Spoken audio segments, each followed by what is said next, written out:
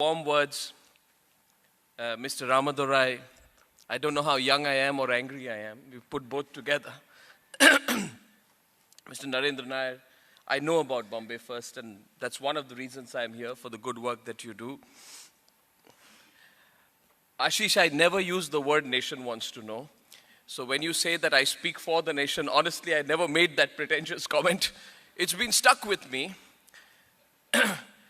And in fact, I can share with you, Shishir, I don't know where you are, thank you for calling me today. I'm told there are spoofs and comedy shows now which run with the title Nation Wants to Know. Ashish, you're all businessmen here. I have now decided that I will now seek a royalty from those guys, as they're making a lot of money on my expense. Ladies and gentlemen, thank you very much for calling me. I am both touched and a little amused that you've called me, because I presume that after hearing me for 1.5 to 2 hours every night, on the longest 1 hour on Indian television, I presume that by the end of the week, you probably have had enough of me. The fact that it's a Thursday evening and on a working day when you're all very busy people that you've chosen to come here is flattering to me and tells me that my career is not over yet. So thank you very much. Now, I owe Mumbai everything, everything. I came to this city one month after I had taken a decision to quit journalism.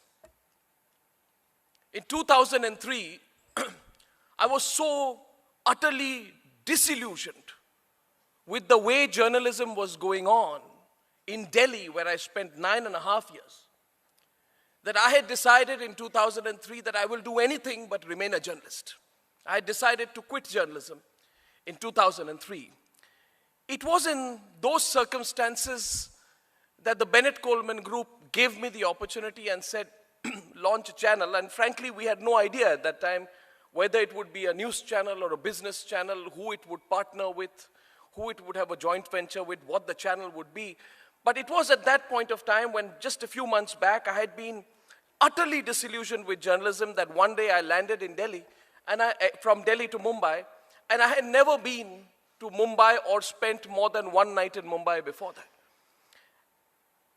And I cannot tell you that the first day when I was at the Times of India guest house, I said, let me have a feel of this city, 2004. And I went out to the Marine Drive, and it was raining, it was wonderful, and I just walked around. I told myself that, what am I feeling here? Why am I feeling so positive? When I look at the faces of the people walking down in Marine Drive, why do they appear to be so different from the people in Lodi Gardens in Delhi? Now, don't assume I'm playing to the gallery. I'm telling you what I feel. But you see, in life, I believe that any great enterprise, any effort, whether it is a news channel or a business, or a city for that matter, has to run on a reservoir of positive energy. And when I came to Mumbai, I just, from a situation where I was drowning with negativity, I woke up to an incredible amount of positive energy in this city. And everything, therefore, that we have done after that, and I will explain to you what we can do in the future. I will explain to you what I do, and I also will explain to you what I want Mumbai to be in what I will go on to do. I want to explain to you the root of all this is the infectious, positively infectious air, spirit, water, and land of this great city. Mumbai is everything to me. It is the city of opportunity. Mumbai also insulates me, you see. It's a great place to be, because when I get a call from a politician who we have not been very nice to, and he wants to meet me, I can say, but I'm in Mumbai. So I will depute my political editor or political correspondent to come and meet you. I still remember that a gentleman called Suresh Kalmadi wanted to meet me when we broke the CWG scam. And one of the reasons I was able to avoid that meeting was by simply saying that I am not being able to get booked on that very busy Jet Airways flight from Mumbai to Delhi. That was one of the reasons the CWG scam was broken. But on a serious note, Mumbai insulates me as a journalist. And it is important for a journalist who does my work and for the kind of work we want to do in the future, which is aggressive, questioning, investigative, confrontational journalism to be away from the center of power. The center of power in the city, for some reason, is Lutyens, Delhi. And the farther you can get away from Lutyens, Delhi, in my view, the better the quality of your journalism will be. On a very broad note, and I'll get into specifics, Mumbai presents an opportunity to change the work culture in the media, not just the physical environment of being away from Delhi, but also the work culture. We work in times now, it is people say that, how can you run a channel out of Mumbai? I say, I have a small place in Lower Parel inside Kamla Mills, right? And there are these 150 to 200 people there who work on a daily shift with me, and we are actually setting the news agenda for a large part of all the national media and a large part for the nation. This is possible because of the very positive work attitude I have seen in Mumbai. Work attitude where you work 24/7, like you're working in a bank. You are not spending time at what do they call the latest pursuit for journalists, literary festivals, book releases, high-profile events, embassy dinners, wining and dining. You do everything possible. Once you reach a certain Rubicon of journalism, unfortunately in Delhi, you do everything possible but remain a journalist. You devote about 20% of your time to your journalism and 80% of your time to socializing. Mumbai is great because it keeps you away. Now I'll come to my central point. Shishir, when you invited me here today, I have a very selfish reason to be here. I know that Mumbai is the financial capital of this country, and today it is what I will tell you. I hope it stays relevant 5 to 10 years from now. Because Mr. Ramadorai and Mr. Nair, I have a vision which is possible and doable, and which I hope will happen in my time. We will make Mumbai the financial and the media capital of India. And I will tell you how. And this is a very clear and straightforward vision. And I'm not just saying this through the top of my hat. It's not a rhetorical comment which I'm making. Mumbai will, in 7 to 10 years from now, be the media capital of India. And I think this audience here, because I believe that there is something to this city which ticks. When we started Times Now, I'm not sure if you're aware, but we had people of 10 to 12 different nationalities working out of that newsroom in Lower Parel. There were British people, there were Czechs, there were Germans, there were Americans, there were Canadians who were working with me because it was a joint venture, and I found it very interesting, the working environment. We created a small little show called the Reuters World Report. And I had these American and British and German and Czech journalists working with me in my newsroom, conversing in Hindi, even shouting and abusing at each other in Hindi, and ensuring that you can create from this city a multicultural, multilinguistic environment which produces news at a very professional level. There is no city in India where this experiment has been done. In fact, I can share with you there is no city in the world, apart from the newsrooms of maybe the BBC and the CNN, which too may be very British or American in their focus, where there has been an experiment to create a multicultural, multi-ethnic, multinationality environment working in a television newsroom. It has happened between 2004 and 2007 only in Mumbai. So one of my interests in coming here is to just share this with you, and we can talk about it later, on how we will make Mumbai the media capital of not just the country, but potentially the digital and television media capital of the world. I believe if you want to do it, you can get there to doing it. And there is no country where this can happen but in India, and there is no place in India apart from Mumbai where this is waiting to happen. Now let me get into specifics. The media we do, I don't know if you watch my show and if you watch the channel, I just want you to close your eyes and ask yourself today, let's go back 9 years, okay? Let's go back, say, 6 years. Why 9 years? Let's go back 6 years. Let us ask ourselves that this habit-forming news hour or Times Now or the kind of journalism that has been done today, how different is it from what we used to experience 7 years back? That's all. Just ask you. I would tell you, sometimes I close my eyes, and recently, on that channel called NDTV Profit, they were doing reruns of old programs on NDTV.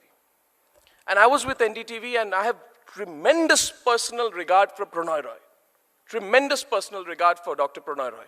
But I watched some of those programs that were being shown on NDTV Profit. They were old reruns of a program called 24 Hours, where a correspondent would go behind a politician and spend 24 hours with that person before an election, do piece to cameras and report on that story. I looked at that, and then I just switched on and I turned on to Times Now, and I said, how much has changed? Now, whether it has changed for the better or the worse is a subjective thing, we'll talk about it. But the fact is that it has changed. And what is it that has changed? What has changed is, instead of being their voice, we have made media, the most high impact part of media, which is television media, we have made it your voice.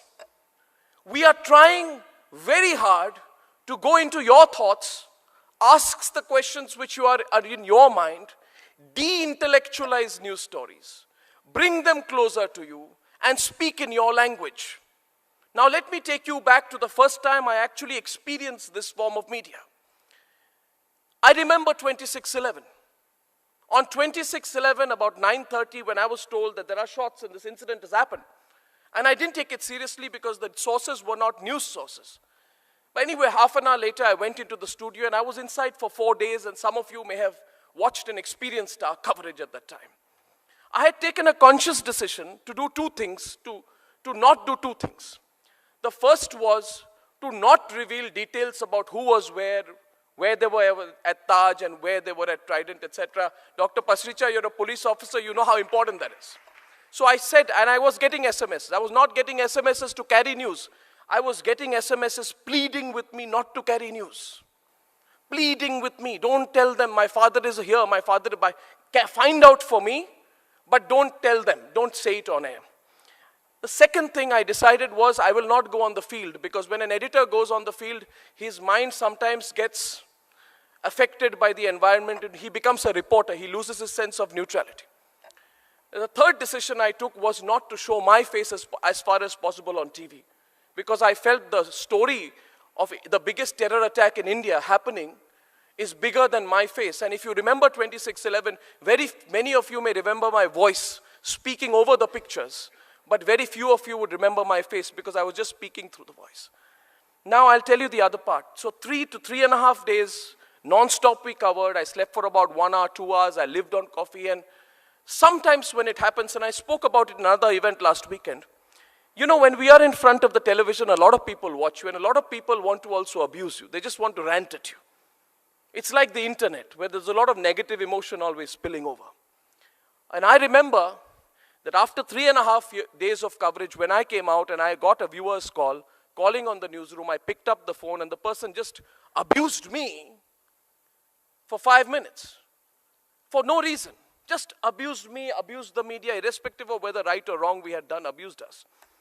And I have never spoken back, but on that day I particularly spoke back to that individual. I told him, don't you dare tell me what to do. And the reason I'm sharing this with you is because somewhere I got into the story. When a news story is not a news story anymore, but an experience you are going through. I don't know if I'm communicating this to you, but 3.5 days, when you are constantly watching on 8, you are sitting in an empty room, and you've got 8 TV screens with 8 TV feeds coming over it, and your producer is constantly telling you, describe, describe, describe. You describe, but you cannot feel. You feel angry, but you cannot express. You want to break down, but you don't want to. Because you feel, I felt at that time, when I saw Sandeep Unnikrishnan's last rites being performed, on the 4th day, the day the 26/11 impasse ended, and that body was thrown out of the window. And within 4 or 5 hours of that, there were the last rites of Sandeep Unnikrishnan. You want to sit in that studio, and honestly, you want to just break down. Because you feel that story. For me, ladies and gentlemen, the reason I'm telling you this is because I hope you connect to the journalism which I do at the end of this conversation. And I want you to know why I want to do what I want to do in life out of Mumbai. Because you want to break down. I told myself at that point of time, lose your inhibitions. Forget the rules of journalism which you learned. 15 years back, in another situation, I was told when I entered a TV organization, I was told, never express your opinion. Because the day you express your opinion, you become a bad journalist. Sir, 2611 taught me that if you do not express your opinion, if between a choice of right and wrong, and black and white, and fiction and non-fiction, between truth and falsehood, if a journalist stands in the middle and says, I am so objective that I will not express my opinion, I am of the view that journalist is, with all respect, not doing their job. So in 2008, I realized that form of journalism must be questioned, must be challenged, it must be defeated, and if required, it must be buried. And there has to be the birth of a new journalism, which is more in touch with the sentiments of the people of this country. And therefore, if I have 15 to 20 or 25 years of active journalism in me, I want to propagate and push that journalism. And I want you to know, therefore, that everything in life is connected. When I saw that happening in 2611, my response to Ved Pratap Vedic, sitting and having some ridiculous conversation with the mastermind of 2611, is far more personal, far more emotional, far more direct, and I would say far more truthful than all those people who went on the junket with him and called themselves journalists. So, ladies and gentlemen, understand the form of journalism that we do. This is a journalism we should feel proud. And I see so many of you in this audience today who I greatly respect. And I want you to know, Jerson is sitting there, I want you to know, Jerson, this journalism was not spawned in Delhi. This journalism that we do has been born out of Lower Parel, Jerson. And this is the journalism this country needs, not that journalism, Jerson. We changed the rules of journalism. Sitting in Lower Parel, I feel the news. In 2011, and all those who have been journalists will know this, we sit in a newsroom and we are told that there is no story today. So we sift through the papers and we find that there is a story where a 16-year-old girl has been raped by her employer. She works as a domestic servant. This happens, Mr. Ramadurai, much before Nirbhaya. So this girl is 16 or 17 years old. She works as a domestic help in the house of a MLA in Lakhimpur Kheri in a village called Banda. And this man rapes her. So she's a gutsy girl. She goes to the police station. When she goes to the police station, she tells the SHO. SHO says, what happened to you? She says, I've been raped. Who raped you? The MLA. Which party is the MLA from? I think it was a person called Purushottam Dwivedi or something. I don't know his exact name. But he was from Mayawati's party and Mayawati was in power. Right? Her brother of the MLA calls the police officer and within minutes the girl is locked up in jail and she's vegetating in jail for 2 weeks because some trumped up charges of theft or whatever are put against her. So, much before Nirbhaya, much before a shallow movie like called Peoply Live was made, much before all that, 10 to 20 to 30 OB vans of TV channels land up in Banda, and out of the relentless journalism, first the MLA disappears, then he goes missing, then Mayawati responds by saying, I won't do anything. But after 10 to 15 days of that journalism, the MLA is picked up and he's put in jail. What happens as a result of that, a trickle-down effect, that girl, once she is out of jail, forms a self-help group of women who call themselves the Nagin group. They dress up in black and they go to another village to help another rape victim. This is a 17-year-old girl who feels so empowered that the media was on her side, helped her fight an MLA, that she forms a group and goes and helps someone else. This, ladies and gentlemen, we talk about trickle-down development. In my view, this is absolutely true trickle-down social impact in our country. This is the journalism that we want to spawn in this country. Now, if I reduce the story of Banda to the inside pages, page 11 of a newspaper, or if I reduce it to a small mention, and if I do not do a debate on it, and I spend 1 minute on the channel on it, trust me, the system is so unjust, it is so unfair, that far from getting justice, that woman would have genuinely been languishing and many other rape victims would have never dared to speak up. This is the journalism that we have spawned out of a studio in Lower Parel. This is the journalism which I want to grow. This is the journalism which, if it has to grow in the great city of Mumbai and nowhere else. Please understand what we do. When we do this in 2010, a set of papers come to my hand in which it is revealed that there is some kind of a lacuna of 250,000 pounds in the audit related to Her Majesty's Treasury Department into the organizing committee of the Commonwealth Games. Now I want to share a little secret with you. We had no idea about this 2G scam, CWG scam. But you make a assessment that if people are there in London and have 500,000 pounds to spend, and they end up making some 250,000 pounds on a margin of 50% as a corrupt practice, if the same bunch of individuals is given 100,000 crores to spend on the Commonwealth Games, you presume they would make 50% of it, which is 50,000 crore rupees. Did we have the papers on the CWG scam? We did not. Did Mr. Suresh Kalmadi help us break the CWG scam? He did. When we broke that story of the 250,000 pound auditing mishap, or whatever it was, the gap, Mr. Suresh Kalmadi next day in Delhi did a huge press conference, if you remember, where he said, this is wrong, I will expose these people, I will file cases on them. And he would not let any Times Now reporter speak. I was watching his entire press conference and I asked myself, what really is he trying to do? And I asked myself, he's overreacting. And I came to the conclusion, a person overreacts only when he has something to hide. It was 4 days after that that we actually got all the papers related to the CWG scam, which is why I am till today eternally grateful to Mr. Suresh Kalmadi for helping me break the CWG scam. Ladies and gentlemen, this journalism was not born in Delhi. This journalism has been spawned and supported, and it has grown in the city of Mumbai. And I want to ask you today whether you feel proud at some level that as Mumbaikars, you in your city and the environment around your city, the professionals from your city, a group of Mumbaikars are consciously every day trying to change the parameters of journalism in this country. I want your support, and I want it more actively today in the future. Around that time in January 2011, the Prime Minister of India, Manmohan Singh, did what he usually never does, or did.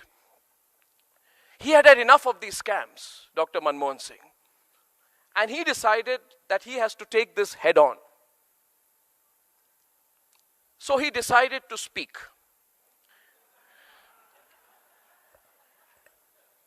And he had had enough of us, so he said, I am going to do a live press conference.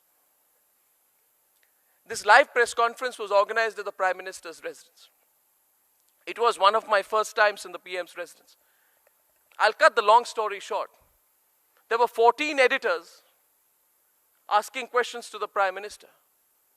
One of the big scams which had broken a few days earlier was something called the Devas ISRO scam. There was the 2G scam before that.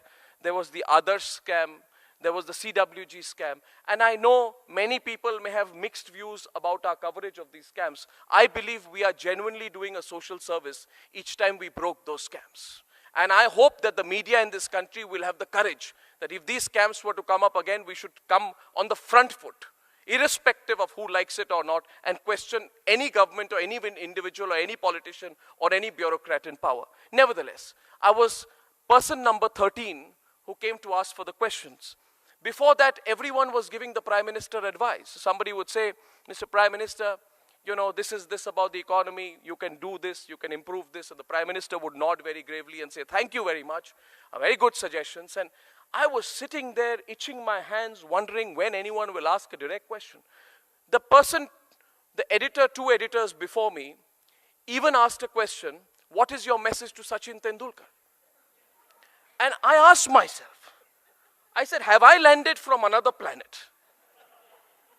Or have they got it all wrong? What is going on? This whole country for 7 months before that, Every day the raging headline in the country is scam, this scam, that scam, and you have editors who are sitting here, the Prime Minister of India is sitting, and the first question you ask him is, Prime Minister, what do you have to say to Sachin Tendulkar? Anyway, when my turn came, there was a gentleman who didn't like me very much, called Harish Khare, who was the media advisor. I had barely opened my mouth and asked the first line of my question when he told me, this is not the news hour, you can't interrogate the Prime Minister of India, this is not an inquisition, etc. The Prime Minister looked at me in a puzzled way. I decided to take advantage of the situation. And I said that, Mr. Khare, I think the Prime Minister wants to speak. The Prime Minister, therefore, having been challenged in that situation, and I hope I'm not being impolite, but I can't censor myself, and Shishir, since you called me, you ran the risk of this. The Prime Minister took up my challenge. And he picked up a piece of paper. There were 4 pieces of paper with a written answer on the Devas ISRO scam. It was that question where I asked the Prime Minister that whatever the compromise may be, because he kept talking about alliance politics holding him back. And I said, but you cannot compromise with corruption. Now, ladies and gentlemen, in my view, that was the most fundamental thing to ask the Prime Minister of India. I have seen in the United Kingdom, when that entire scam about the Rupert Murdoch, that whole News of the World affair happened, the Prime Minister of India was standing, the Prime Minister of the United Kingdom is there, and a journalist asked him, why don't you just admit that you messed up? In fact, he didn't even use the word messed up. He used a more ruder word. But that's how journalists speak to the Prime Minister. In our country, for some strange inhibition, we have made the media some part of a cozy club, a cozy relationship with the establishment, where you are with the establishment, for the establishment, and by the establishment. And when the greatest pursuit is not giving the truth to your audiences, or the truth to your viewers, or the truth to the readers, but simply becoming part of the establishment. I believe that while it is not the job of the media to constantly fight with the establishment, it is the job of the media to have an adversarial relationship with that establishment. And I feel that adversarial relationship has not happened. I believe that in the last 4 years, and I'm saying this to you as one Mumbaiker to another, that you should feel genuinely proud that the experiment in media to give a new respect to the media, to the television media, which was not being taken seriously, to create a back to basics campaign, to a back to news campaign, where even Hindi news channels today do less Saap Sidi.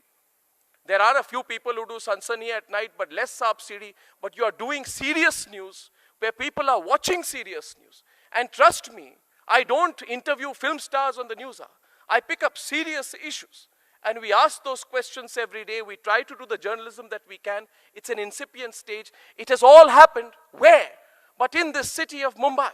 So what do I tell you today when you ask me, what can the media do for the growth of Mumbai? I now come to my very specific proposals. I know at the end of it, all that people want to feel is feel empowered. I feel empowered when Ashok Chavan calls me and says, stop covering the story. He didn't say it so nicely. Am I revealing too much, Ashish? You see, when the point comes when you want me to shut up, just tell me, I'll leave. And remember this, Shishir, I do a news hour, which over the years, due to different reasons, is becoming a news 2 hours. And there is a time when the producer says at about 11 o'clock, enough, or I'm going home, and I decide to stop. All people want is a sense of empowerment. I want the media to take risks to be that voice. You see, I told Ashok Chavan when he called me, stop covering the story. I said, I have no personal agenda here. But you have used the name of Kargil. You have used the name of Kargil. It's not a story of environmental violations, you see. If you carry it as a story of environmental violations, nobody in this country will be concerned. But the moment you called it Kargil for profit, and you challenged the people at top of the system, you don't challenge somebody lower down, you see, which is why I say that Sanjay Baru, it's interesting he chooses to write a book exposing the Prime Minister during his last 2 weeks in office. You want to question Manmohan Singh, you should have questioned him when we were questioning him. At that time, you were on the other side. Anyway, I don't want to get on that. I believe that we empower the people when we make the Chief Minister of Maharashtra understand that neither he nor anybody else can in direct, indirect, conscious or unconscious way use the name of Kargil war widows. I'm not talking of a legal definition. They use the name of Kargil war widows to justify that mammoth building and give themselves the profit. So they use the name of Kargil for profit. That's one sense of empowerment. I empower the media because we ask the questions, and Ashok Chavan resigns. A. Raja resigns. Kalmadi steps down. Right? Kani Modi is out of office. People are in jail. None of this would have been expected, would ever be possible in this country. Once again, I ask this audience, close your eyes and ask yourself, 6 years back, if you were here and someone were to tell you all these people would have resigned, Ashwini Kumar would have resigned. What was that railway minister somebody was doing deals in his residence, Mr. Bansal, who lost again to a Mumbaikar? He resigned. Would anybody believe that people would have been made accountable like this? They wouldn't have. So I empower myself in the media, and I empower people in this country who genuinely believe each time they have to pay a bribe to get ahead in the line, I empower them to believing that if people at the top can be questioned, then the system can change. At the root of all of this is a very positive sentiment which says this country can still change. That is it. Question number 2, people need to be empowered. In this city, I remember the story of Keenan and Reuben. And I had to plead to Prithviraj Chavan, literally plead to him. When I called him, I said, Mr. Chief Minister, will you come on air with the father? And Mr. Chavan said, no, it's all going to be complicated. I said, there's no complication. All you need to do is share a voice of compassion and empathy with the family. So people know that you are there for them. It took a lot of convincing. Mr. Chavan came that night. I don't know what happened or whether the promises were fully followed up. I know a lot of them were. But I think it was very important that the Chief Minister came and shared his thoughts at that time. That too is my job as a journalist, not just to expose, but to be the link between people who are losing out and the people who forget those who are losing out. All this form of journalism, which if followed up seriously, can change this country in many positive ways, is happening from the city of Mumbai. So what can I contribute as a media person to this city? I can't contribute my expertise, neither am I an engineer, nor an architect, nor a landscape designer. But what I can certainly say are 4 things. 1, I met someone who said, from Denmark, who said we are creating land banks in Mumbai. I want to ask you here today, are we willing to create a media city in Mumbai? If there can be a film city in Noida, which is the center of news broadcasting right now in this country, I just want to give one thought. And why not? It doesn't take much space. Can the people who matter do something to create a media city in Mumbai, which can, if Times Now is here, if anybody is here, you genuinely can take baby steps towards it. All you need is the encouragement. This city has the skills, you see. And the reason I'm telling you, and I'm glad, Mr. Ramadura, I see you taking notes, it's a very serious suggestion from my side. My first point is create a media city in Mumbai. Let this be a place where nobody says you can't have land. Encourage media organizations, the broadcast industry, the digital news industry, the print media industry to work and operate out of Mumbai. If you allow that, if the government takes steps towards that, I think it will be a big step forward. Secondly, if you do that, you will become the internal nerve center of the country. I felt this because I've often felt a very patronizing attitude towards Mumbai.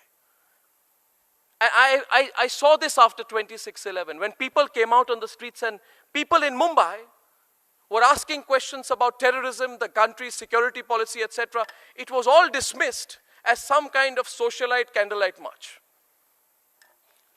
I saw in that tussle a sense that the people of Mumbai should contribute as the financial capital of India, but not have a stake in the intellectual debate of this country. I think the time has come to change that. By making Mumbai the media capital of the country, you can make a huge difference in that. Point number 2 is a very, very specific suggestion. I'd like to say this, that the digital media is the future of the media in India and globally. Sir, I can tell you, having interacted with media professionals, all the professionals in digital media and in news, in television, the technical and editorial and content people would love to work out of a city like Mumbai. This city is somewhere not opening up those opportunities. Sir, remember this. Kolkata was once considered to be the media capital of India. It lost that space somewhere, and it has never been able to regain it. That place has now gone to Noida. I would like to see a shift from Noida to Mumbai, where Mumbai becomes the media capital of the country. The third point, and I always say this wherever I go, is the big dream. I share this with you. You think it is possible because I think it is. That in the next 5 or 6 years, before the turn of this decade, broadcasting industries and a channel and a global news enterprise will be born out of this country, so big, so powerful, so editorially competent, so aware, so connected. It doesn't take time to build those organizations. I believe the next big global media organizations of the world will be born out of India, out of Mumbai, and will give the BBC, the CNN, the Al Jazeeras of the world a solid run for their money. I am predicting that this will happen very, very soon. I know this country understands English. We are brilliant in technology. Our costs are far more efficient. We produce well. The television we do and the news we cover, trust me, I go and watch global channels. For all we say about our country, we are more vibrant as a news and television media than anywhere in the world. Don't you think it is time to give the BBC and CNN a run for their money? Why should the global thinking enterprise be run out of London and Atlanta? Why should it not be run out of Mumbai and Bangalore? I see that happen. And therefore, my third suggestion is this, and I'm closing with this. And I remind you of the 3 points I've made. Let me recap again what I have said to you. My first point is I'm extremely grateful to this city. If this city has helped me build my career and build a channel, it is waiting passionately for many more people like me, maybe 10 years younger, to do it all over again. Will this city encourage those people? Secondly, and this goes out to all the journalists out there, we have changed the rules of journalism in this city. Can this city now change the game of journalism at a global level? Will this city now see a new media city grow up and a global channel and a global digital news enterprise spawn? I think it is just around the corner, ladies and gentlemen. For your support, for your love, for your affection, and for your viewership, though sometimes I must say this, that I ask someone, why do you watch me? A person looks at me in a puzzled way. I say that you can be frank with me. Is it for news or for entertainment? Younger people who are frank, they say it's a bit of both. I say I don't mind as long as you watch me. I'm very grateful for you for watching me and for supporting me. If you feel at any point of time that I have done anything to ruin my credibility and your faith in me, call me and tell me to stop. But till then, please support me. I have a group of 21, 22, 23-year-old journalists. Please come and visit our small little studio. It's a small place in Lower Parel. I feel so proud of it, And my news editor is 27 years old. My senior editor is 29 years old. I said, you are the youngest senior editor in India. These young people are working very hard, and they are very, very, very passionate. And they are scrupulously honest people. They don't take a safety pin. You will never see a Times Now person accept a free pass or a gift somewhere. We don't talk about great journalism, but we're actually practicing it.